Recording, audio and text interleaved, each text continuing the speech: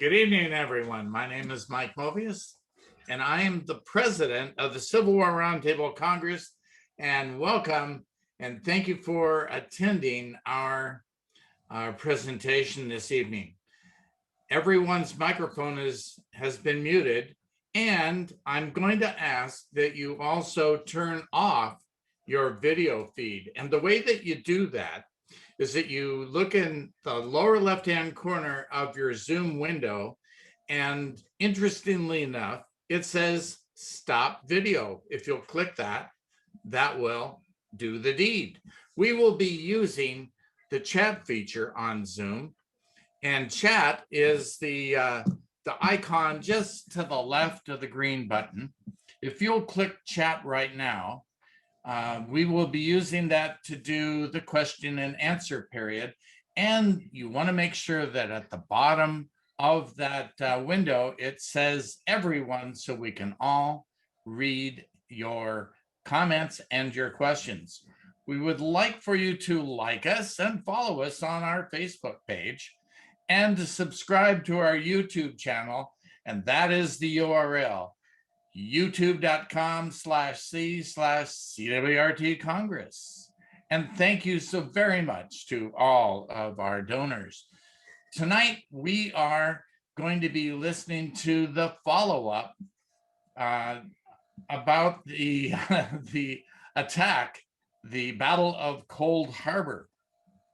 And as you probably know, the American Battlefield Trust is seeking to preserve 108 acres, nearly a square mile, of the Gaines's Mill and Cold Harbor battlefields. They actually share that battlefield. And you can see what the donation match is and the goal of just over $500,000. We would love for you individually and as a Civil War Roundtable to support this effort. So before we go any further, I'm going to turn it over to Mr. Daniel Davis. Dan is the education manager of the American Battlefield Trust, and he is our historian this evening. So take her away, Dan. Thank you, Mike, and thank you to everyone for joining tonight. Thank you for that wonderful introduction. I see a number of our members who are on tonight. So great to see you all this evening. I hope to be seeing you all very soon in person, ideally, as things seemingly improve across our nation. But thank you so much for all that you do to help support battlefield preservation. We could not be as successful as we've been over these nearly 30 years without your support, and thank you again so much. And I'm going to be talking about a key piece of ground, a very important parcel that is integral to the story of Cold Harbor later on this evening. Now, from May 5th to May 26, 1864, Ulysses S. Grant and Robert E. Lee slugged it out from the Wilderness to Spotsylvania Courthouse to the North Anna River. At the Wilderness, both sides lost a combined 30,000 casualties, but Grant made an incredible decision. For the first time in the East, after engaging Robert E. Lee and the Army of Northern Virginia, the Army of the Potomac would not retreat. Grant moved on to Spotsylvania Courthouse, and in 13 days, the armies suffered again roughly about 30,000 combined casualties. But Grant had vowed that there will be no turning back. He had told President Lincoln that himself in dispatches going back from the Wilderness, he vowed to fight it out on this line with Lee if it takes all summer. So Grant once again moved to the south around Lee's right flank to the North Anna River. And at the North Anna River, while the fighting wasn't as heavy, Grant marched into a trap, an inverted V that Lee, unfortunately for Lee at least, was unable to spring on Grant. Grant moved out of the trap, and he decided to flank Lee once again, move away from the North Anna River, around Lee's right, once again between Lee and the Confederate capital at Richmond. On May 26, 1864, the Army of the Potomac began abandoning their lines along the North Anna River, marching off to the southeast, crossing downstream below Lee's right flank on the Pamunkey River. Lee countered, moving to the south, moving the shield at Lee Station on the Virginia Central Railroad, a key supply junction, as well as shielding his capital at Richmond. There's a cavalry fight on May 28th at Hawes Shop that ends in a Union victory. And on May 29th, after crossing the Pamunkey, Ulysses S. Grant, the Army commander George Meade, move out to find Lee entrenched along Totopotomoy Creek. The fighting really starts to heat up on May 30th. There's probes all up and down Lee's line along Totopotomoy. There's also fighting beyond the Confederate right flank at a place called Bethesda Church, where the Federals will gain another victory. But as things heat up on May 30th, so too does the intelligence coming in to Lee's headquarters. Grant has sidled around his right flank throughout the course of the campaign, and Lee is receiving word of a strong Union cavalry presence in the area around Old Church to the right center of the map. And I'm going to talk a little bit more about that in just a minute. But he's also received word, Lee has, from the Confederate commander below Richmond along the Bermuda Hundred line, Pierre Gustave Toutant Beauregard. Beauregard is reporting to Lee on the afternoon and the early evening hours of May 30th as the guns have fell silent at Bethesda Church that Union reinforcements, Union troops from Benjamin Butler's Army of the James have left his front, and they're likely bound to reinforce Lee's army. In fact, there are reinforcements on the move toward Grant's army in the form of Major General William Baldy Smith's 18th Corps from Benjamin Butler's Army of the James. Before Grant had abandoned his line at the North Anna, he had sent word back to Washington to General-in-Chief Henry Halleck to have reinforcements sent from the Army of the James to meet him somewhere along his new line northeast of Richmond. And Butler is going to dispatch Smith's Corps, 2 divisions from the 18th Corps, 1 division from the 10th. If you would like to get a little technical with your order of battle, Smith is on his way. He embarks on begins leaving on May 27th. And as the fighting is raging at Hawes Shop, his men are moving down the James River, through the York, up the Pamunkey River, headed to Grant's new base of supplies at White House Landing.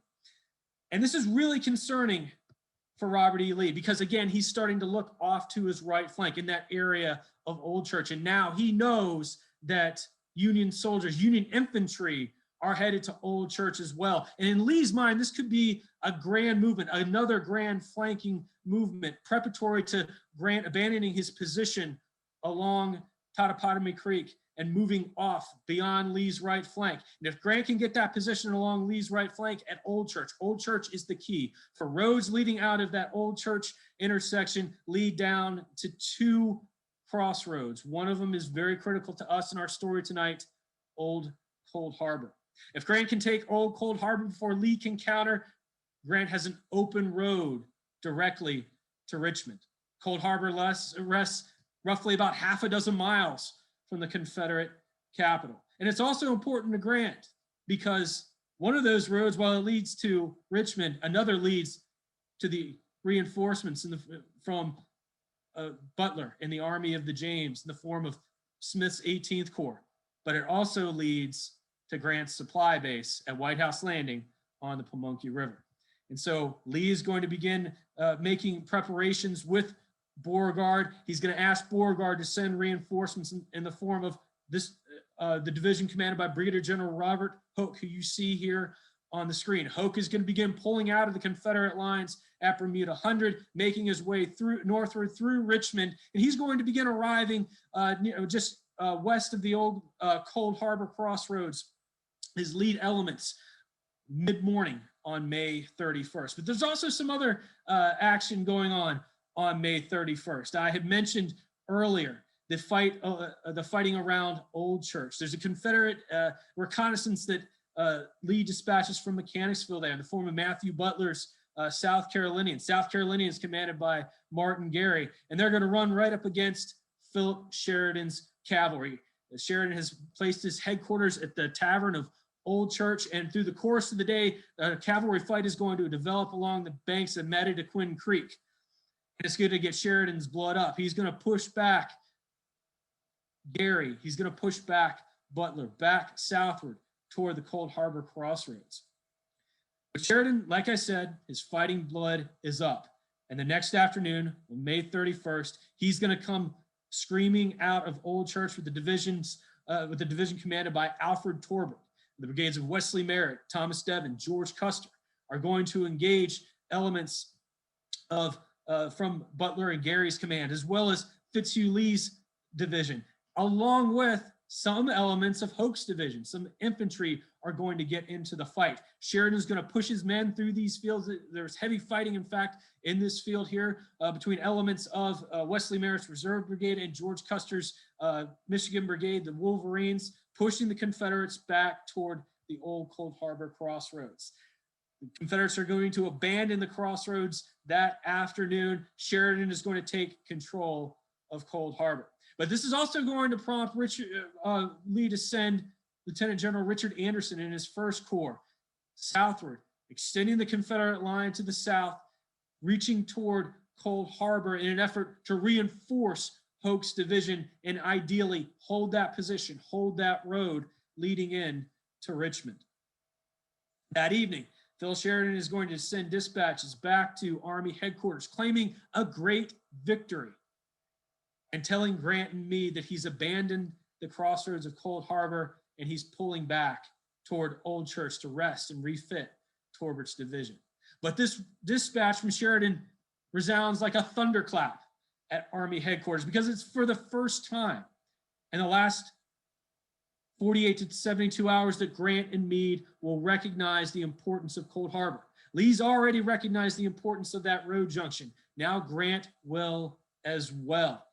He sees that the junction, once again, one road leading out toward his objective or the Confederate capital at Richmond, another road leading toward his reinforcements and his supply base must be held at all cost. Riders going to fly right out of Army headquarters back down the road to Sheridan with a dispatch to telling Sheridan to hold Cold Harbor at all hazards. Sheridan is going to receive that dispatch in the middle of the night. He's going to return to Cold Harbor, fortify it, and prepare for the following morning's fight. And very early the next morning, Grant's also going to start sending reinforcements in the form of Major General Horatio Wright's Sixth Corps. He's going to pull Wright's men out of their position along Totopotomoy Creek and send them on a night march to reinforce Sheridan, relieve Sheridan, and hold Cold Harbor until Smith can arrive.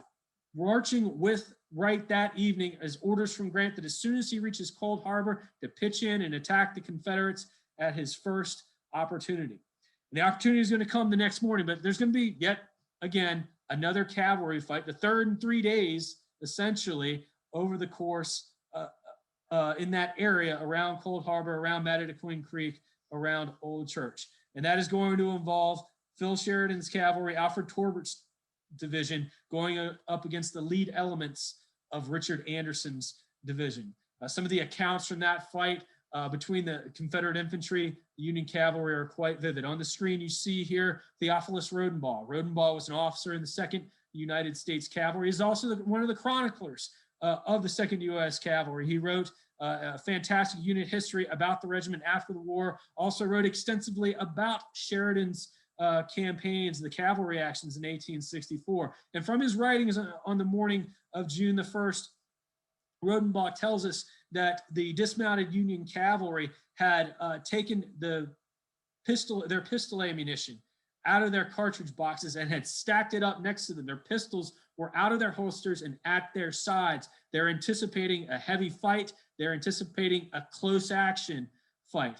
Fortunately for the Federals, however, Torbert's able to hold on. And roughly at about 10 o'clock in the morning, the lead elements of Wright's Sixth Corps come tramping down the road and occupy Cold Harbor, relieving Sheridan's cavalry. But it's going to also take several hours for the rest of Wright's men to get onto the field and prepare to launch the attack that Wright had been ordered to execute once he arrived at Cold Harbor. About 2:30 in the afternoon or so, mid-afternoon, the lead elements from Smith's 18th Corps are going to arrive on the field. More divisions, Union divisions, pulling in to Cold Harbor and preparing for that assault. An attack that Grant had hope that would take place sometime earlier in the morning is not going to step off until roughly between 6 and 6:30 that evening. Now, there are two massive Union assaults that take place at Cold Harbor on June 1st and June 3rd. But instead of breaking down and going through each of the individual brigades, I want to talk tonight through and hit, I think, some of the more important actions that take place on June 1st and June 3rd. And one of those actions that takes place is going to happen roughly in the area of where the Cold Harbor National Cemetery now stands. One of the aspects of the overland campaign that I find fascinating is that there's a distinct shift in the nature of the warfare in Virginia in the spring of 1864. And that shift comes with Robert E. Lee finding himself obviously outnumbered as he is on many a battlefield. But it also sees Lee beginning for the first time at Spotsylvania Courthouse, where he does not have a man-made fortification, man-made feature to take advantage of. At Second Manassas, he had the deep cut. At Antietam, he had the Bloody Lane, or what becomes the Bloody Lane, the sunken road. At Fredericksburg, he has the sunken road and the stone wall at Marie's Heights. He doesn't have that at Spotsylvania. So Lee, being an old engineer, if he doesn't have one, he builds. If he doesn't have that fortification, he's going to build that fortification. And beginning at Spotsylvania and through the course of the remainder of the campaign and through the war in Virginia, for that matter, we see what you see here on the screen, beginning at Spotsylvania, the evolution of massive field fortifications. This photograph was taken at the Spotsylvania battlefield shortly after the end of the battle, and the armies had vacated the battlefield and moved on to the North Anna. This is an excellent photograph where you get a sense of just how imposing the Confederate works were. These works stand roughly above the heads of the individuals standing within the trench. Their revetments are reinforced with logs. Many times there are firing steps placed inside the earthworks. A headlog ran over the top of the earthwork, so protecting the soldiers. He stood on that firing step to fire out at an attacking enemy. And just as the Confederates innovate in their form of defensive warfare, so too must the Federals. And it happens at Spotsylvania Courthouse, really for the first time, and it's going to happen several other times through the course of the campaign. And one of the officers that is behind that innovation is this individual here. And I want to talk just a little bit about him. His name is Emory Upton. He hails from Batavia, New York. He had been educated at Oberlin College prior to his admission to West Point. He graduates in the class of May 1861. He serves as a staff officer, as an artillerist through the early stages of the war. In the fall of 1862, he takes command of the 121st New York Infantry. It's a new regiment. He is commissioned a colonel. And Upton's West Point training is going to begin to show itself within the ranks of the 121st New York, as well as the ranks of their comrades in the 6th Corps. It's not long before the New Yorkers, Upton's regiment, are come to be known as Upton's Regulars. Upton's going to lead them in the Battle of Salem Church during the Chancellorsville campaign, where his men are going to sustain an incredibly high number of casualties. I'd have to go back and take a look at it, but I believe it's either the highest or the second highest number of casualties sustained by any Union regiment during the Chancellorsville campaign. And I think from that point on, Upton begins to recognize that the technology, the evolution of the rifle musket has made the traditional tactics, the linear, the European tactics, obsolete. He's going to recognize this as well at Spotsylvania. By this point in time, he has risen to command a brigade in the 6th Corps. And at Spotsylvania, he's going to lead what I like to call a column assault. He's going to lead about 5,000 to 6,000 men, roughly about 12 regiments, and stack them in a formation, about 3 regiments across, 4 deep, in an assault on the Confederate position known as the Muleshoe Salient on the evening of May 10th, 1864. Upton's going to sustain relatively high casualties, but at the same time, he shows that this new tactic, the column assault, works. And from Spotsylvania onward, Upton is looking really to adapt, as the Confederates have, adapt this new tactic of the column assault. And he's going to do it on the evening of June 1st, 1864. His men are going to attack across this field toward the Confederate position inside the wood line that you see here across the open field. Upton, by this point in time, his brigade has been decimated with casualties. He's going to be reinforced by one of the many heavy artillery regiments that have come down to reinforce the Army of the Potomac from Washington. He's going to be reinforced by the 2nd Connecticut Heavy Artillery, and they're going to play a critical role in this attack. Upton is going to position the 2nd Connecticut. He's going to stack his lines, 1st Battalion, 2nd Battalion, one behind the other in preparation for the assault. The remainder of his brigade, the 5th New York, 95th, 96th Pennsylvania, 5th Maine, 95th, 96th Pennsylvania, 121st New York, are going to be positioned in a 2nd or 3rd line, if you will. The idea for this assault is that Upton's going to send his men across that open field supported by the rest of the brigade. In other words, the 2nd Connecticut is going to go forward by themselves. The idea behind this tactic is for the 2nd Connecticut either to punch a hole in the Confederate position to allow the 2nd Battalion of the regiment or the rest of the brigade to come forward and then exploit. If the 2nd Connecticut runs into heavy resistance, Upton is going to take individual regiments from that last line and start feeding them into the fight in the hopes of creating a breach and eventually pushing through the Confederate position. The 2nd Connecticut moves forward, and during their assault, these men who have yet to really fire a shot in anger, they are met by a maelstrom from the Confederate position. There's a soldier in the 2nd Connecticut Heavy Artillery that said that once his men went forward, the first volley from the Confederate line sounded like a hurricane. It hit them like a hurricane from the heavens. North of Upton, although Upton's going to run into stiff resistance, the division under Brigadier General James Ricketts, another 6th Corps division, as well as Charles Devons's division from the 18th Corps, are going to have a little bit better, a little bit easier time of it than Upton will. Elements from Ricketts's division, several regiments are actually going to punch a hole in the Confederate line where you see Wofford, William Wofford's Georgia Brigade on the map. When Wofford's men withdraw, abandon their position, they're also going to cause a couple of regiments from Good Bryan's brigade to their left also to abandon their line.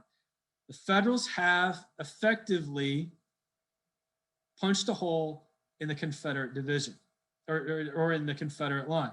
But Division Commander Joseph Kershaw is going to be very quick to react. He's going to go to his old brigade commanded by Colonel Joseph Hennigan, and he's going to send a couple of his old South Carolina regiments to the south to help plug up that hole from the south, just below Wofford's position. Robert Hoke is also going to send reinforcements from Alfred Colquitt's brigade to shore up the Confederate line, seal up that gap. Darkness is going to bring an end eventually to the fighting on June 1st. Grant, Meade, still in their position at Totopotomoy Creek, are going to receive dispatches from Wright, dispatches from Smith, informing them of the action, informing them effectively of the progress that they have made. Grant, always hoping to keep the pressure on, is going to abandon his position at Totopotomoy Creek. That evening, he's going to send Winfield Scott Hancock's 2nd Corps south to Cold Harbor in yet another night march. Grant hopes that Hancock is going to be able to reach Cold Harbor in time to attack before daylight on the morning of June 2nd.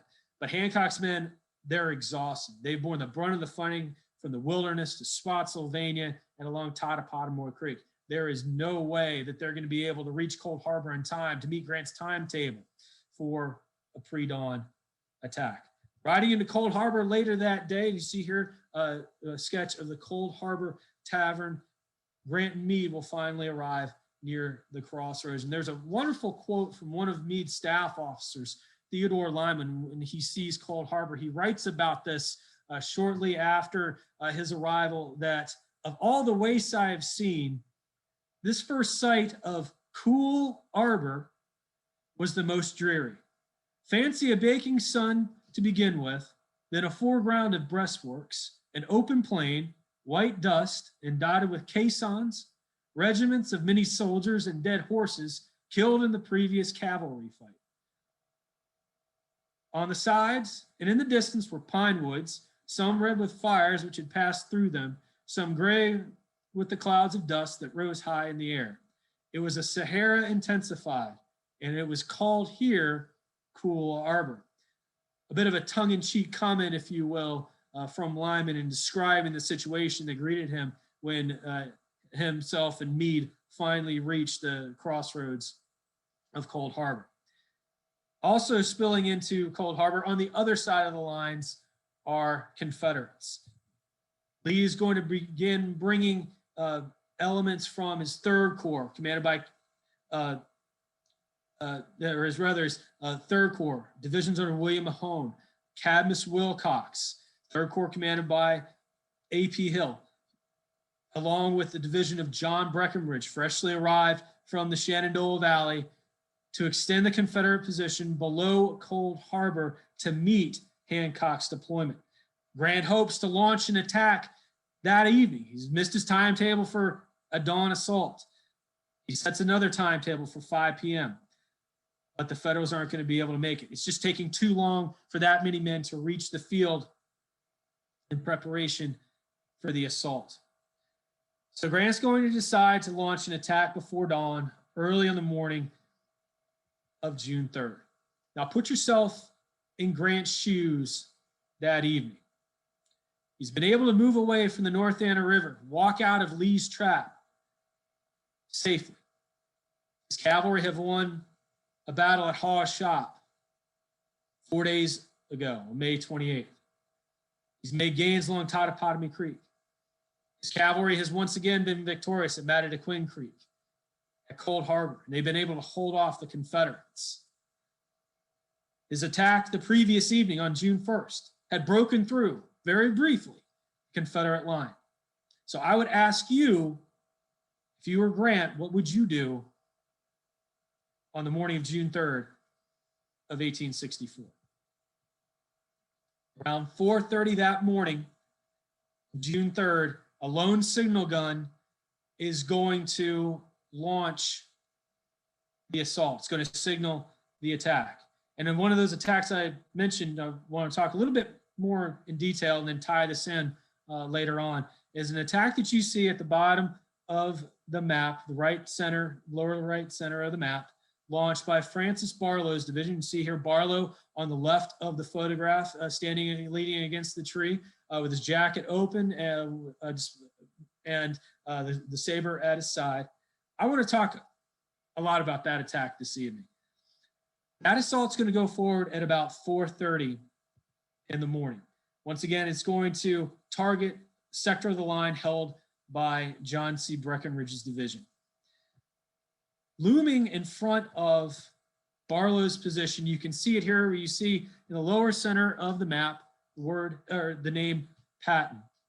Barlow aims his assault for a salient. You can see the bulge there in the Confederate line. It's known as Edgar's Salient. It was held by Colonel George Edgar's 26th Virginia Battalion, as well as a company from the 22nd Virginia Infantry from Colonel George S. Patton's brigade. Leading the attack of Barlow's division are the brigades of Nelson Miles and John Rutter Brooke. You see Miles here on the left, Brooke on the right.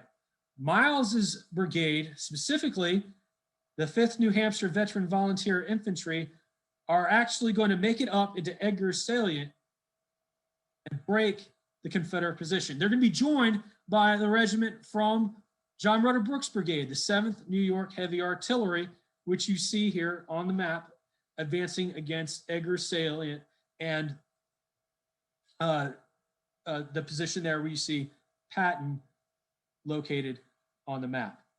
The 5th New Hampshire Veteran Volunteers, the 7th New York Heavy Artillery, are going to gain a toehold on the Confederate position on the Confederate right flank. But just like Joseph Kershaw had reacted 2 days previous, so too will the Confederates here, specifically George Patton. Patton's going to send for reinforcements. They're going to come in the form of J.P. Crane's 2nd Maryland Battalion, as well as Floridians commanded by Brigadier General Joseph Finnegan. You can see Finnegan there on the map, the arrow counterattacking against the 7th New York Heavy Artillery, which is holding on to its position, hoping for reinforcements. Brooke, who you see here on the right of the screen, had accompanied the 7th New York in their assault. He probably rides up to the foot of Edgar Salient. He witnesses the breakthrough. He turns around. He rides back to the line. He's in the process of pulling the 148th Pennsylvania Infantry up into the fight and committing them to the attack to reinforce the New Yorkers and the men from New Hampshire to hold that position, to ideally exploit the breach, and Brooke is going to be wounded. Without a commanding officer on the field, the Union attack in that sector is going to begin to break apart. Other divisions from Hancock's Corps are going to go forward. John Gibbon's division, specifically the 8th New York Heavy Artillery, which you see here in the center of the screen. They're led by a colonel named Peter Porter.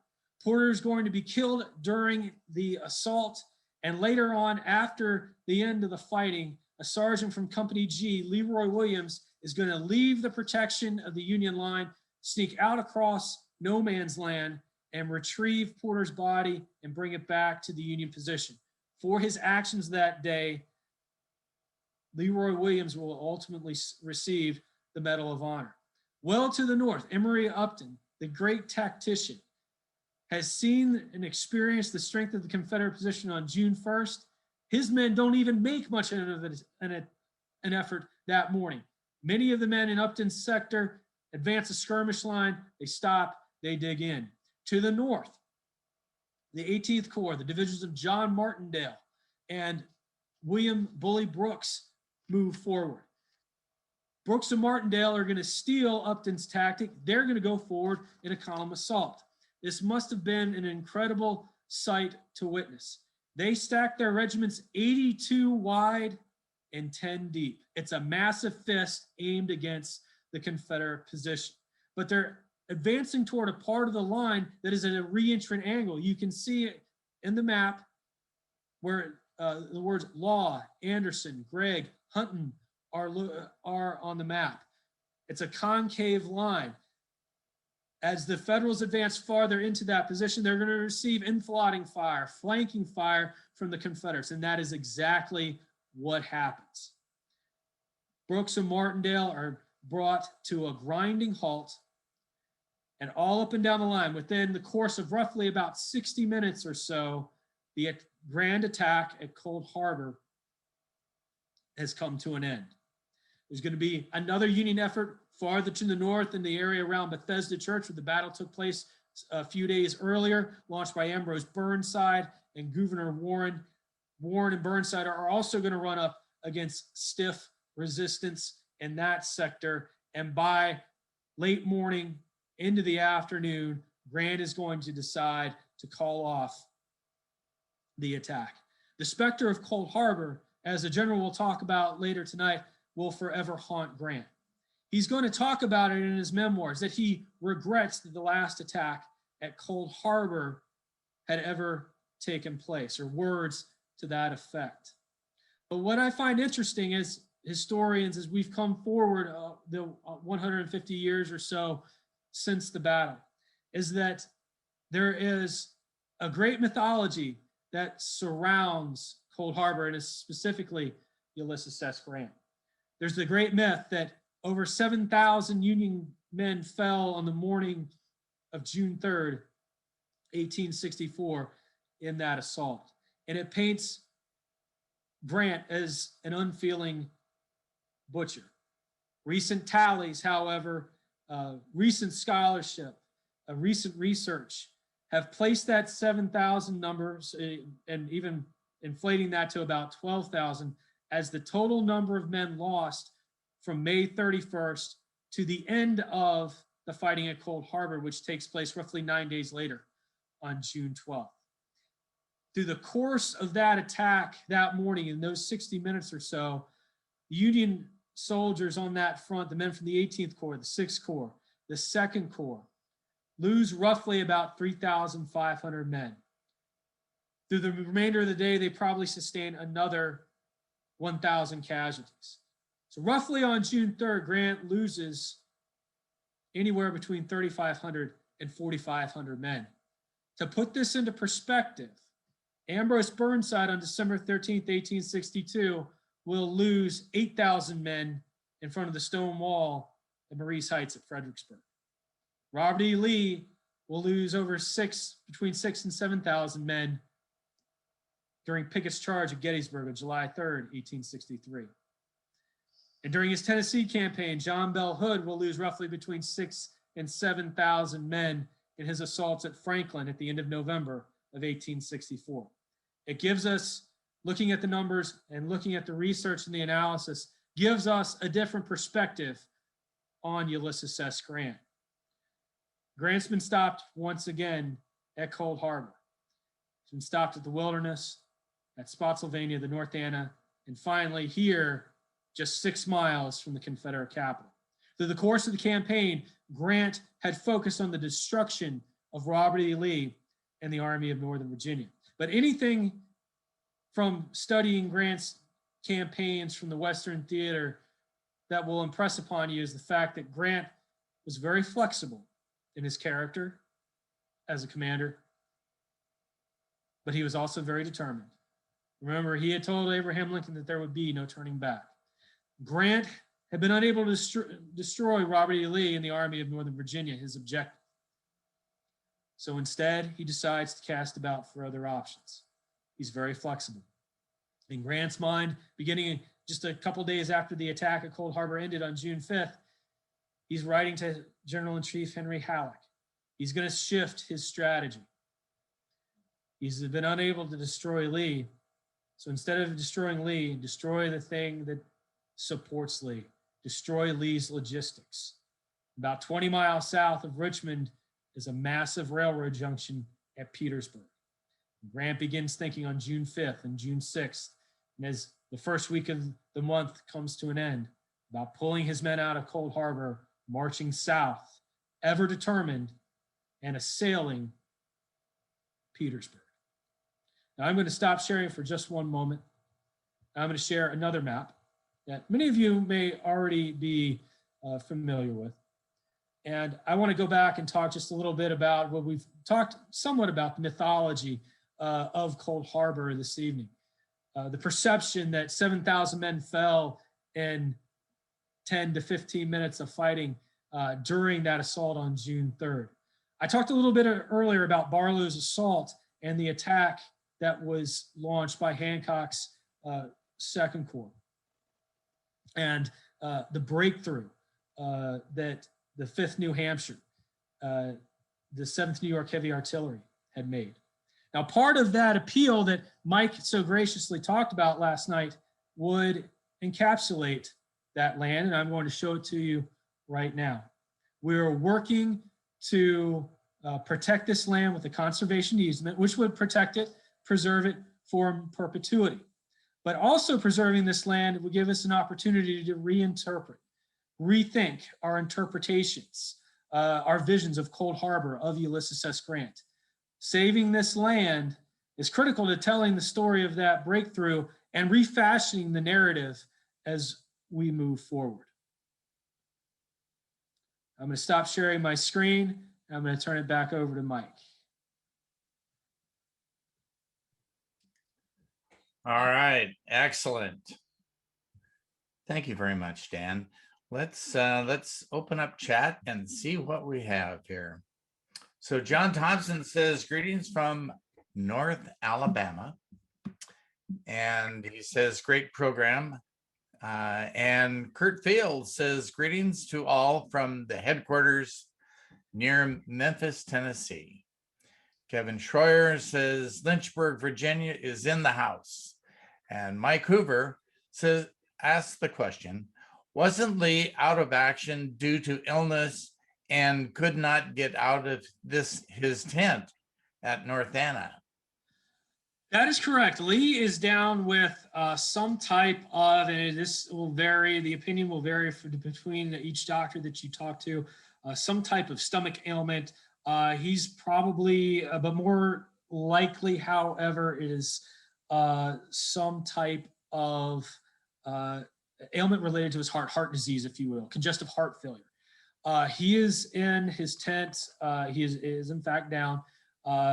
His aides will write about Lee laying in his tent, saying that we must strike them a blow. We must strike them a blow.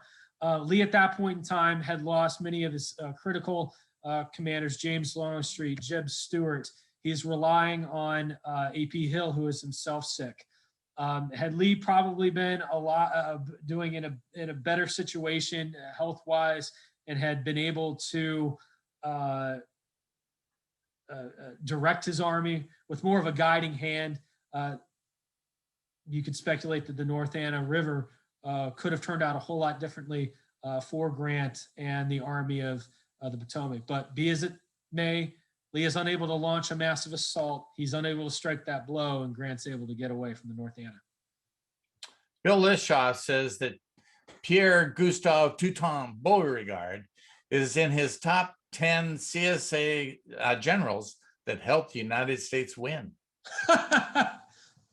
I can't argue with that. That's fair. Rosemary says, where were most of the heavy artillery troops that had been removed from the defenses at Washington fighting during the Cold Harbor Battle? So those heavy artillery regiments, we talked about the 2nd, the 7th, the 8th New York Heavy Artillery. They are going to be, they're going to begin making their journey from Washington to join the Army of the Potomac during the latter days at Spotsylvania. And they are essentially assigned to the various brigades that have sustained the highest amount of casualties through the course of the fighting. So they are essentially parceled out between essentially the 2nd and the 6th Corps, as well as I believe there may be, and I have to go back and double check, but the 5th Corps as well.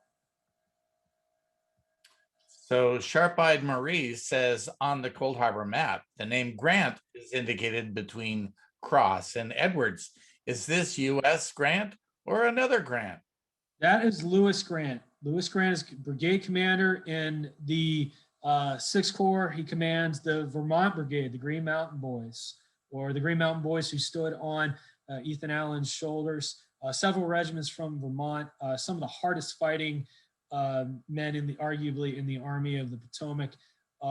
If you're going into a fight, you would want Grant, his Vermonters. He's a Medal of Honor recipient from the Chancellorsville campaign. It will be his Vermonters.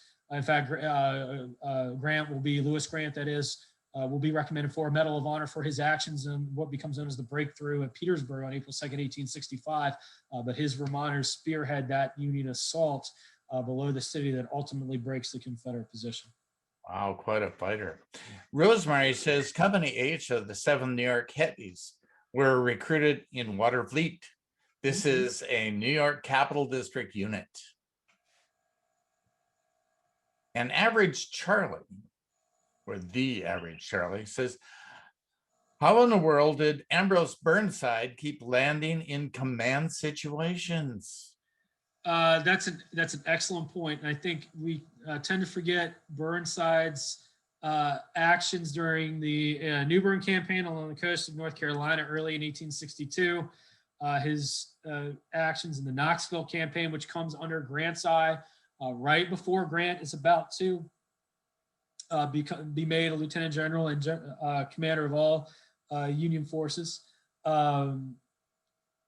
Burnside has some pretty decent performances sprinkled throughout his experience during the war, despite what happens during the Fredericksburg campaign. When he resigns his post as Army commander in early 1863, he essentially reverts back to command of his old 9th Corps. So Frank down in South Carolina says, could you share the information concerning saving some of the property And thanks for another great presentation. Learned a lot. Thank you. And yes, I will. In fact, what I will do for everyone, give me just one moment. I'm gonna put a link into the chat where you can go on our website to support us. And I'm actually going to put two links because we're also working to preserve the site of the old Cold Harbor Tavern that you saw in the sketch that I shared during the presentation. And your support is tremendous. We could not do what we've done in the last 25 to 30 years, saving over, I believe, 53,000 acres now from our first three wars of our founding century. So thank you. It is very much appreciated. Excellent.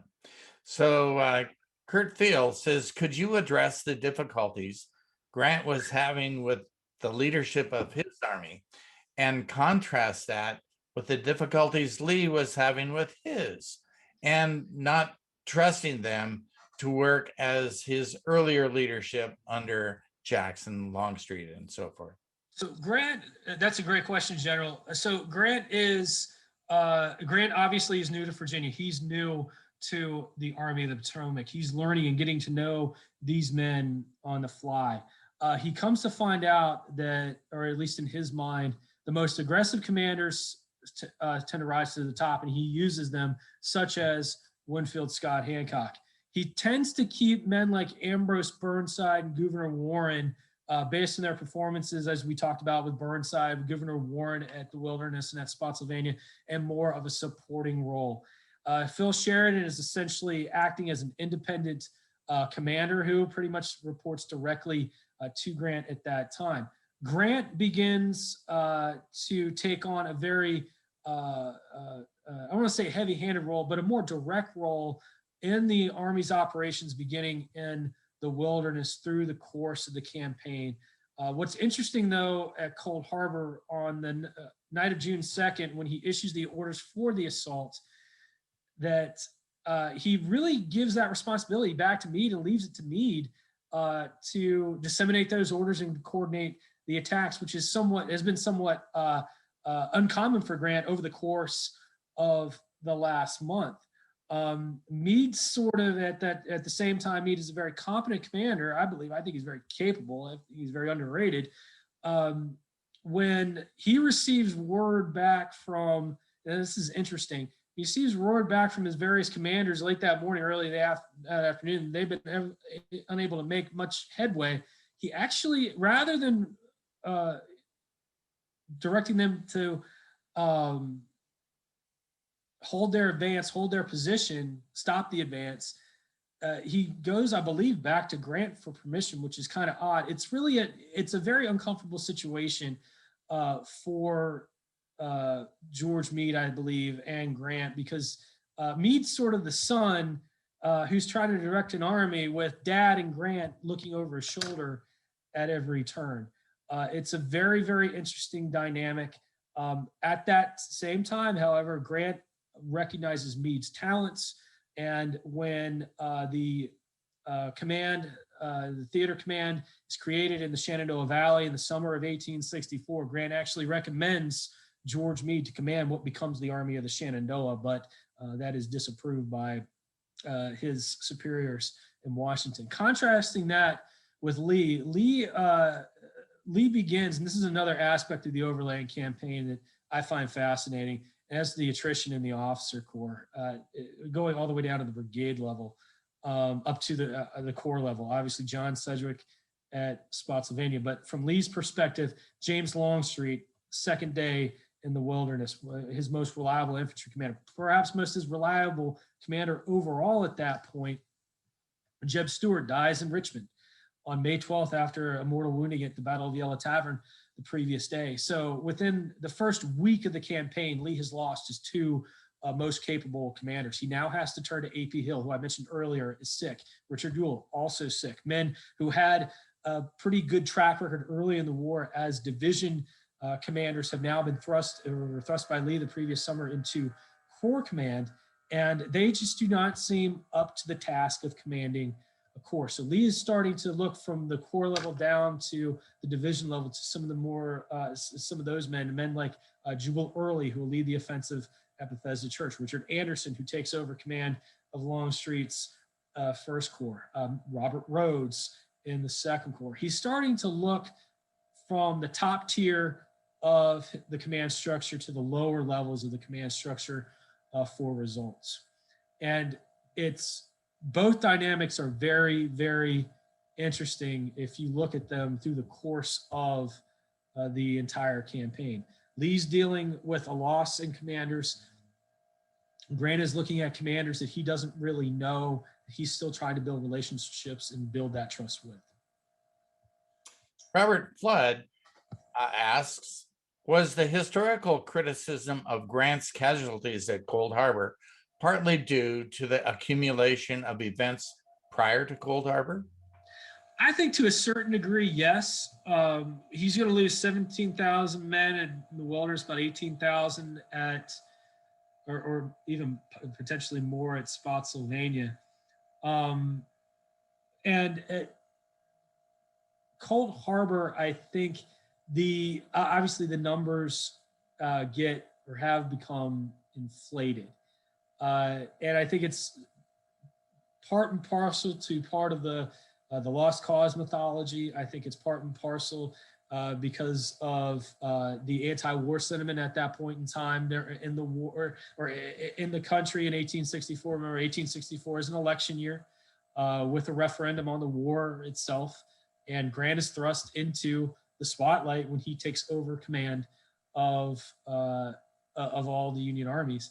And I think a lot of that is 3 or 4 different factors: the political situation, what comes after the war with lost cause mythology, as well as just I think sometime in misreading of numbers from the official reports. Bill Miller says, back in 2014, during the Cold Harbor sesquicentennial, I was part of several hundred that made the Second Corps assault. Starting at dawn, we ended up at the Watt House on the Gaines's Mill battlefield, hot and tired. And Kevin says Vermonters are badass. Again, I can't argue with that. And neither can the Vermonters. Tom Williams says, cannon-wise, what was the difference between heavy and normal artillery? That's a great question. The heavy artillery are the larger guns that you would see primarily on in fortifications, coastal fortifications, and in this instance, in the defenses of Washington. And so when you talk about the heavy artillery regiments that fight with the Army of the Potomac are essentially cannibalized artillerymen that are handed cartridge boxes and rifles and are sent to the front due to the losses sustained by Grant in the wilderness and at Spotsylvania. Our man in Augusta says, Abe's greatest quote, once again, General Burnside has grabbed defeat from the jaws of victory. And Jerry Payne says, how was Cold Harbor named? Apparently it is not really a harbor. Yeah, and that's and I alluded to this earlier with Lyman's tongue-in-cheek comment about Cool Harbor. He wasn't too far off from the main point surrounding the name of that little intersection, and that was based on what we know in the various accounts. There was a tavern at the Cold Harbor crossroads, but at that tavern, travelers could expect to find safety in the night, a harbor in the darkness, if you will, but they were not to expect a hot meal, and thus the name Cold Harbor. Right. So DW says, a great program. Thank you. Thank you. And Kevin says, Burnside is a good example of a guy being promoted beyond his abilities. And the best part is that he knew his limitations. Absolutely. So, folks, I would suggest that you copy the links that Dan has provided and paste them on your notepad or some such. And Vicky says, "Is the Cold Harbor Tavern at New or Old Cold Harbor?" That's a great question. It is at Old Cold Harbor, just several miles down the road near the old Gaines's Mill battlefield is New Cold Harbor. And that is where Robert E. Lee will establish his headquarters when he arrives on the field. And Bill says, "Great presentation and appreciate the new take on General Grant." Thank you. Doug says, "Your thoughts on Gordon Ray and Ernest Ferguson's work on Cold Harbor. Is your work still available?" Is my personal work still available? Well, that's the question. Yes, my work is still available. You can find it. I co-authored a book several years ago with a good friend and fantastic historian named Phil Greenwalt. It's called Hurricane from the Heavens. It is still available. Ferguson's book is fantastic. I will say, though, that personally, I think his book on Chancellorsville is just phenomenal. I think they're both great works, but I just love his Chancellorsville book. If you haven't had an opportunity to go read it, go read Chancellorsville, Souls of the Brave. It's great. Gordon Ray's work on Cold Harbor has been at least, say, groundbreaking, and it has provided us with new and additional insight into that battle. Excellent. Kurt asked, "Do you feel Grant was distant from the situation or being differential to the sensitivities of Meade as the Army commander, slipping a gear or deliberate consideration for Meade or results overall?" I think Grant sees that he needs to take a stronger hand during the fighting in the wilderness. I think he's very much engaged through the course of the campaign as to what is going on. Bearing in mind that Grant, at that point in time, when he is appointed lieutenant general, he is commanding the largest force, the largest army ever assembled up until that point in time by the United States. He has tremendous responsibilities from a strategic perspective, from a political perspective, from a tactical perspective. He is coordinating an offensive that begins in Virginia and ends in Louisiana, from the Atlantic to the Red River. I think he's very, very much engaged, but also I think at the same time, he ultimately he will have his moments, such I mentioned earlier, with the orders to Meade and the direction to Meade for the June 3rd assault. And I think part of that too is just that, not so much that he didn't decide to take himself out of the situation in as much as he may have been at that point in time. He may have been starting to feel the stress of command a little bit. Bill says, "I'm a member, but just donated to the Gaines's Mill effort." Thank you. We appreciate it. And Frank says, "Burnside did well, I believe, at Knoxville against Longstreet." He did. Yes, he did. And Steve Magnuson asks, "What role did Gibbons' division play in the assault? His longtime aide, Colonel Frank Haskell, was killed there." Yeah, Gibbons' division takes the brunt of the. They take a very high number of casualties. I mentioned the 8th New York heavy artillery lost their colonel. There are a number of other lower level officers. Colonel of the 164th New York, James McMahon, whose brother is serving on Horatio Wright's staff. Martin McMahon is going to be killed during the attack. Gibbons' division takes, I believe, if not commensurate to, but even more casualties than what Barlow sustains. They attacked near the Confederate right center of the position, but like the other attacks, they do not. They essentially sustain high casualties. They're able to make very little headway. Gary Badass Moore says, nice presentation, Daniel and Mike. I am a Vermonter. Pretty good. And Tom Williams asks, what was the stars on Grant's uniform for a lieutenant general? Was it the same as on Washington or 5 stars in World War II? That's an excellent question. It will be 3 stars, and maybe this is something the general can clarify and help me out with tomorrow night. Just 3 stars to the course of the war. Washington, I would have to actually go back and I'd have to go back and double check that for Washington. I believe it is 3 stars. Grant will get, I think, an additional star after the war when he is promoted to full general. But that might be something that the general can clarify for me tomorrow night. All right. And Bill Miller says, where was Lee's headquarters on June 3rd? Lee's headquarters is roughly in the area where New Cold Harbor, the New Cold Harbor intersection. If you're from a battlefield perspective, if you're coming from 295, you're headed toward the Cold Harbor Visitor Center. There's a very sharp bend in the road. If you continue straight, you'll go back to the Gaines's Mill unit. Lee's headquarters is roughly right in that area where I believe there's a man-made pond in that area, and as well as one of the Douglas Southwell Freeman markers for Gaines's Mill in Cold Harbor. But it's roughly in the area of where the New Cold Harbor intersection is located. Tom says, so if you don't know Grant, how would you know his rank?